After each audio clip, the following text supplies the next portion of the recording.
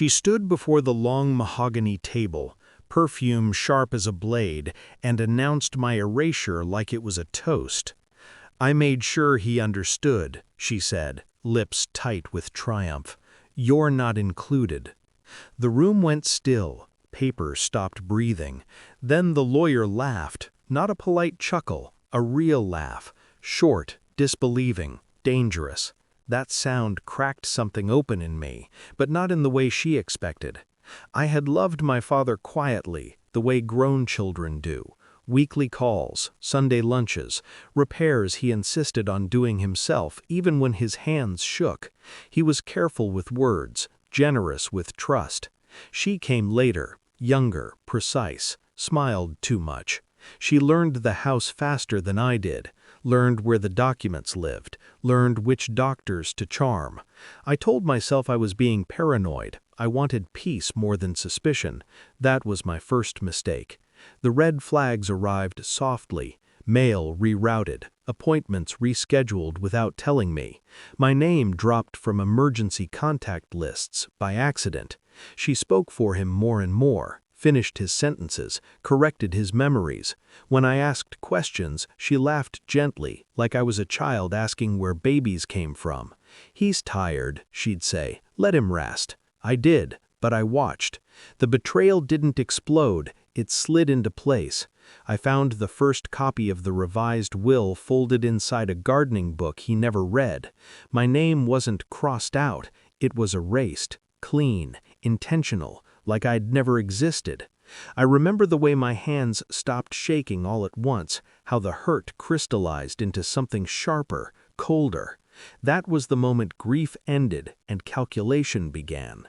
I didn't confront her, I didn't cry, I didn't warn anyone. I prepared. I photographed everything, tracked signatures, logged dates, compared handwriting under different lights. I recorded conversations where she helped him remember what he wanted. I archived emails she forgot to delete.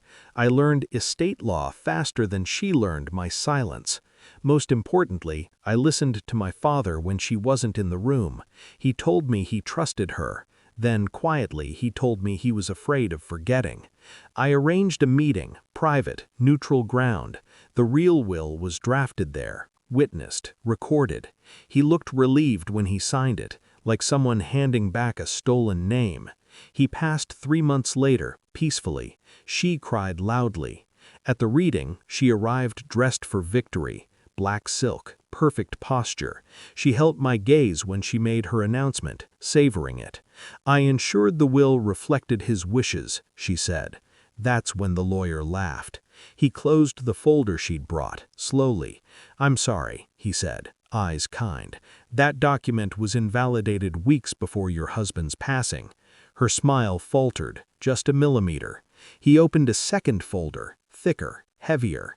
"This," he continued, "is the executed will." Her breath stuttered. My name appeared first, not as charity, as executor. The house reverted to a trust I controlled, the accounts monitored, her inheritance conditional, temporary, revocable. The room tilted around her. She turned to me, eyes searching for confusion, for mercy. I met her gaze calmly. I had already mourned. She tried to speak. The lawyer raised a hand. "There's more," he said. "The recordings, the forgery evidence, the manipulation logs." He didn't accuse, he explained, the way professionals do when they already know the ending. Her chair scraped back as she stood too fast. The confidence drained from her face like color from a photograph left in the sun. She looked small, not broken, exposed. I didn't say much. I didn't need to. When she finally whispered my name, it sounded unfamiliar in her mouth, like she was tasting consequence for the first time. "I never wanted this," she said. I believed her. She wanted something else. I stood, straightened my jacket, and spoke only once.